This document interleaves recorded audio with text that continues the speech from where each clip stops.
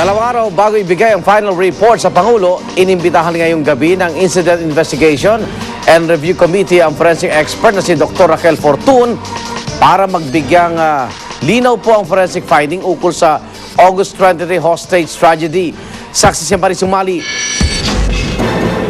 Tuloy sa pagpupuyat ang mga miyembro ng Incident Investigation and Review Committee para matapos na ang binabalangkas nilang report kaugnay sa madugong Manila bus hostage taking na isusumite nila kay Pangulong Noynoy Aquino. Sa ngayon, hindi pa raw gaanong malinis at malinaw ang technical findings. At dahil aabutin pa ng 2 linggo bago makuha ang resulta ng manual ballistics test, ang resulta na lang muna ng ballistics exam na ginawa sa Hong Kong ang isasama nila sa report. It will not hinder our submission of the report. Meron lang kaming discussions about certain limitations in the report because of the non-completion still of the ballistics examination results. Ngayong gabi inimbitahan nila ang forensic expert na si Dr. Raquel Fortun para mas bigyan linaw ang forensic findings ng PNP at Hong Kong Police na isinumite sa IIRC. Malaking bulto rin sa pinag-usapan ngayon ang accountability at magiging rekomendasyon ng komite. We will definitely say there that the autopsy reports from the Hong Kong authorities provided us more facts, provided us more information, because these are clearer than those submitted by PNP SOCO. Bago nito bumalik ngayong araw ang Hong Kong Police sa NBI at dito ay muling kinausap ang driver ng Hong Thai bus na si Alberto Lubang at ang photographer ng mga nasawing turista na si Danilo Medril.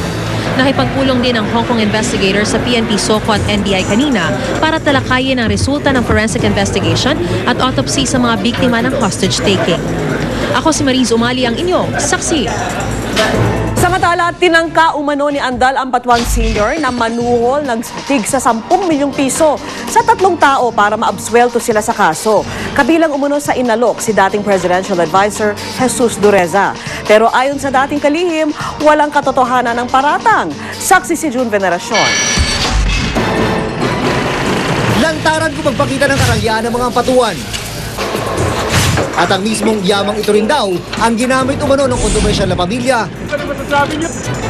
para marusutan ang pagkakadawit nila sa Maguindanao Massacre. Sa halos 3 oras na magsalang sa witness stand ng prosecution witness na si Lakmudin Salyao, sinabi niya habang nasa kustodiya ng militar si Andal Ampatuan Sr. ay ilang beses daw siyang inutusan para tapalan ng milyones ang ilang individual. March 11 taong ito, pinapuntahan daw ni Ampatuan Sr. kay Salyao ang kanyang spiritual advisor si Farim Adas. Ang kanyang utos, bigyan ng 10 milyong piso si dating Presidential Advisor Jesus Dureza kapalit ng pag-absuelto sa kanya sa kasong rebelyon. Tig 10 milyon naman ang pinapaabot sa 2 pulis sa sangkot sa kaso, sina Chief Inspector Socado Dicay at Rainier Evos para baguhin nila ang kanilang sinumpaang salaysay.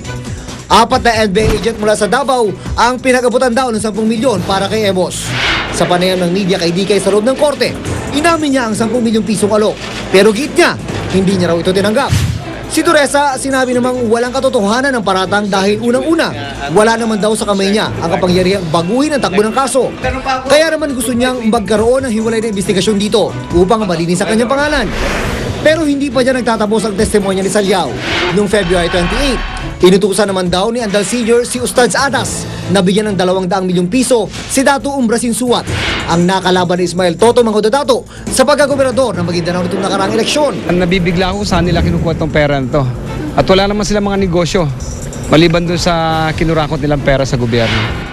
Nito namang March 19, tumawag daw si dating ARMM Governor Zaldi Ampatuan sa kanyang amang si Andal Sr. Gusto raw ni Zaldi na ilaglag na umanong kapatid na si Andal Jr., ang pangunahing akusado sa massacre. Takot daw kasing makulong si Zaldi. Napigilan lang si Zaldi nang kausapin daw ni Atty. Siegfried Fortun.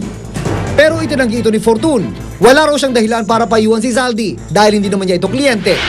Ang testimonya ni Salyao na base umano sa mga narinig niyang usapan sa pamamagitan ng speakerphone ni Andal Sr., ipinagkibit balikat lang ng defense panel. Hindi rin naman alam nung witness kung naipamigay nga talaga yung mga perang yon. June Veneracion ang inyong saksi.